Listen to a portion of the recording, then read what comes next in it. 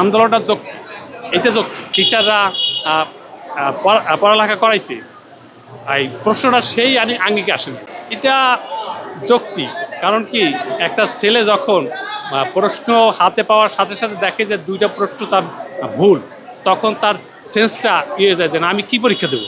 দেশ জুড়ে যে কোনো কেনাকাটায় 10,000 টাকার বেশি অফার, তাই পেমেন্ট মানেই বিকাশ। এর কারণে তারা যে আন্দোলনটা করছে এবং প্রশ্নের যে মান যেভাবে স্বাভাবিক টিচাররা পড়ালেখা করাইছে, এই প্রশ্নটা সেই আঙ্গিকে আসেনি।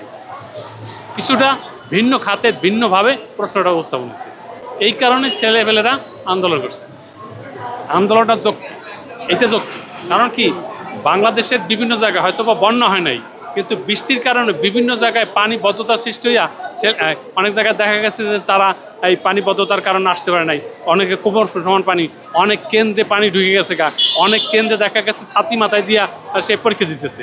তাই কাজে এই পরীক্ষাটা স্টপ করে পরবর্তী দিনে কোনো ক্ষতি ছিল না।